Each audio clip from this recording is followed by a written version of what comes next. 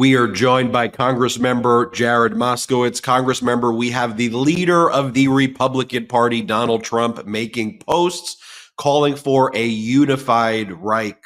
What's your response to that? Well, see, I think you're looking at this the wrong way. I think you're looking at this a glass half empty rather than a glass half full. First of all, everybody knows Donald Trump is a unifying figure. It's exactly what he's known for, bringing everybody together. That's number one. Number two is this would be an unbelievable accomplishment because let's do a little quick history. The First Reich was in 860 AD, right, with the Roman Empire, with Otto the First. The Second Reich was with Germany in 1914, and then the Third Reich was with Germany again with the Nazis in 1942. So the idea that he could bring all of those Reichs together, going back all the way to 860 AD, to today is just unbelievable how he could bridge those gaps in time. And so it'd be the fact that he could unify all the Reichs. I think it'd just be an amazing. Only him could do something like that. Congressman, remember back when Obama wore the tan suit and it was the biggest outrage in the world? It was outrageous. It was outrageous, and it still is outrageous that he would dare to wear a tan suit in the White House, of all disrespectful to the tan. Just to remind you of the coverage at that time period when he did that, let me just show this to you. Let's play it. Fantastic. The audacity of taupe. Yes, we can. This suit is not presidential. What do you think about the brown suit, the beige suit, the tan suit? Was it beige? Was it taupe? Was it cream? Was it khaki? Or all of the above. Stone? It may be. One of the ugliest suits in the history of America. I think it was shocking to a lot of people. Look at that horrible light tan suit. An impeachable offense right there. I looked twice to make sure he wasn't a circus ringmaster. The only thing missing was the top hat. Whoever talked him into going into a tan suit, they're so desperate because of these low poll numbers, they're willing to do anything. A serious businessman wears dark blue or black to important meetings. I think it's a sign to enemies that he's a wimp. This confirms he's a Marxist. You're going to a garden wedding, the tan suit's fine. Donald Trump is calling for a unified Reich. That used to be the way media coverage was done if a leader of a political party, there, President Biden, former President Obama, wearing a tan suit. What's going on where just it's not, that where the coverage is not meeting the moment, let's just say? Well, look, they were all dressed the same in front of the courthouse. There clearly was a sale at Men's Warehouse. And so don't dog people for getting the same red tie and suit on sale. You got to play the sales. You got to play the coupons. Everyone knows that. I think they looked great. It was a great background. It was wonderful. I mean, it looked nothing like a cult, of course. Nothing like that. They always say, never meet your heroes for a reason. But it's ridiculous. It looked all ridiculous. They look ridiculous. They sound ridiculous. The whole thing's ridiculous. Okay. I mean, it's such a drama show, that I don't even know what to make of it anymore. But we got to remember, though, that Trump understands media. He understands entertainment. He understands messaging, right? And, he's looking for all of that imagery. He's getting exactly what he wants out of this trial. He's playing the media like a fiddle. And they, of course, play along. They did it in 2016. They're doing it again. He's on TV every single solitary day. People aren't listening to what he's saying. They just see him. And that level of, being seen is what's getting up his poll numbers, in my opinion, because it's repetition. It's filling the vacuum. It's filling the void. It's overloading the system, which is what Donald Trump does. And it works in today's media. So, Congressman, what do we do about that, though, where the media is buying into it? We have these ridiculous images of MAGA Republicans being dressed up by Donald Trump in these ridiculous long red ties. You got people who Donald Trump's basically sending to Yankee Stadium with these kind of ops to post these banners of his mugshot, and they lie about the crowd size. The media does nothing. So what do we do? What actions can be taken? Here at the MeidasTouch Network, it's to do the opposite of what the media is doing, call out the ops and tell the truth. But what can we be doing? No. And that's the idea, right? You got to call out every single solitary one. Trump tells 10 lies by the time you're trying to go after the first lie, there's 9 more, and you're like, oh my God, and you lose place, and you let the 9 lies go because you're focused on the one. You have to go after all of it, right? You have to attack all of it, which is what you do and some others do. But the obviously the mainstream media doesn't do that at all. They let a lot of it go. And so look, a lot of these people are going to the courtroom. Trump has complained that it's very cold and chilly, so they're going to snuggle with him to keep him warm, to keep him awake through this court hearing. But look, from an imagery standpoint, from a mastering a media standpoint, Trump has taken what's going on in New York and he's turned that into media gold. It might not be electoral gold, but it's turned into media gold for him. Obviously, we'll have to see what happens with the result of the trial, right? Because that could all backfire, of course. But right now, right, if you had to score it, if we have to be honest with ourselves, if you had to score it, Trump is winning the media narrative out of that trial, in my opinion. I think one of the things about the Oversight Committee that you and other Democrats are doing so successfully is the MAGA Republicans who run the Oversight Committee. They were also trying to use those moments to win the media narrative, to do all of these show hearings.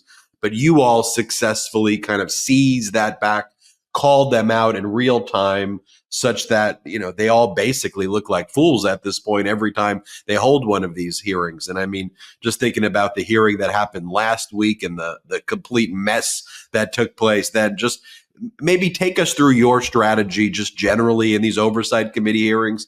And then maybe let's just zoom in and focus on what happened last week, where Marjorie Taylor Greene called out Congresswoman Crockett for eyelashes, and then Congresswoman Crockett responded. But first, just your overall strategy with these Oversight Committee hearings. Well, yeah, Oversight After Dark last week, huh? Who knew that if the sun sets, we wouldn't be able to get through a hearing? And Marjorie turned into like Teen Wolf as soon as the sun went down. So, I mean, look, I think what we've done in Oversight, led by Jamie Raskin and a lot of the new members that are there, is that we're coming in with understanding how media now works. You might not like it, right? The old saying is when they go low, we go high. That doesn't work anymore, right? When they go low, we got to go like medium, okay? Like we don't have to go in the gutter with them, okay?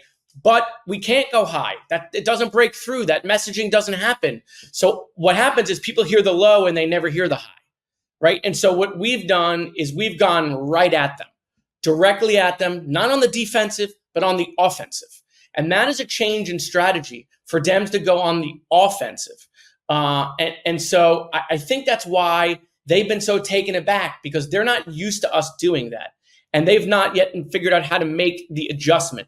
No, you're damn right. If Marjorie's going to talk about Hunter Biden, right, and pedophile, which is a lie, of course. No, I'm going to hold up a picture of Donald Trump with an actual pedophile.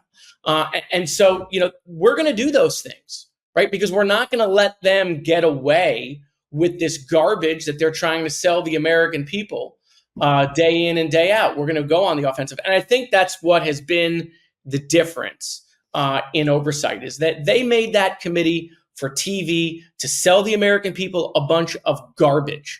And what we've done is we've said, if that's what you're going to do, we're going to point out that it's lies. There's no evidence, right? And they have lost.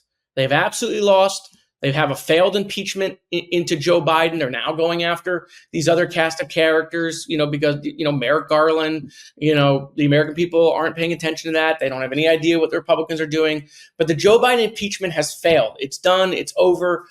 Comer's still trying to figure out, criminal referrals and all this jazz to try to save face. Donald Trump endorsed him last week, by the way. And he was like, James Comer will never let you down. And I was like, except on impeachment. But yeah, that's really been the strategy. It's been intentional, by the way. This has not been accidental. We've been very intentional on how we deal with them.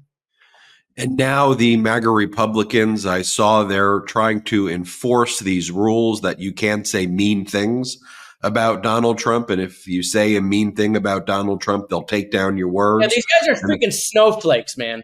You know, the one thing I didn't get when I got up here is I saw those Republicans dishing it out, and that's good. I can dish it out. But I also can take it. Like when James Comer called me a Smurf, I don't know what he expected. He expected to like fold and like become blue. And like, I don't know what he expected. Like if you dish it out, you got to be able to take it. These guys' skin is so thin. It is incredible. They are actually snowflakes, right? All McGovern did the other day was literally state the facts. Here are the indictments. Here's what the charges are, right?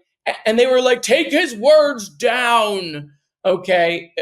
Like pathetic, totally pathetic. These guys are weak. These aren't the tough people that they say they are. Donald Trump's the tough guy. Garbage. He's a baby. He's a giant baby defended by giant babies. Okay. You know, find me some people up here who can actually like they can dish it out, but they can actually take it. So this cast of characters led by Marjorie Taylor Greene, the worst member of the House. In fact, if you said name the top 3 worst members of the House, it's Marjorie Taylor Greene, Marjorie Taylor Greene, Marjorie Taylor Greene. Someone who's, you know, advocating for states to, you know, secede from the Union while she's trying to impeach the Speaker of the House. Totally the worst member here, you know, maybe ever, perhaps, in modern times. But yeah, these guys are weak. They're weak. And that's what we got to point out. While they try to put out that they're strength, right? They're strong. Okay. No, they are giant babies. You know, and as I always say, I kind of wish these MAGA Republicans, I say this half jokingly, were stronger, because it would be less embarrassing if they weren't the major political party and also such weak losers. At least if they were strong and smart, you'd be like, they're very sophisticated, strong people. But when they're extra weak, I'm just like, oh my gosh, this makes it extra worse. And the playbook is so simple, right? Trump, I'm going to testify. I'm going to testify. I'm going to testify. Of course, he's not going to testify. Every time we fall for it, we're going to testify. See, he's going to go right at them, and then he never testifies. Every time. It's the same script. The same. And so now the new one is, I'm going to debate anytime, anywhere, any place. Okay, now he's going, well, you got to drug test President Biden first. I need to make sure President Biden is not on performance-enhancing drugs before the debate. Right, he's on cocaine. Right, Joe Biden's on cocaine. By the way, I don't know that it actually would hurt Joe Biden in the polls if Donald Trump continues to tell people Joe Biden's on cocaine. Continue to make him cool. Trump, that's right. Any chance you think that Donald Trump's going to show up for this first debate in June? I think it depends on the polling, right? Like, where is the race at the moment? Donald Trump, you know, when he's winning, when he thinks he's winning, he's he gets more on script than when he takes less risks if he thinks he's winning. So I don't know yet. I think it's very unclear.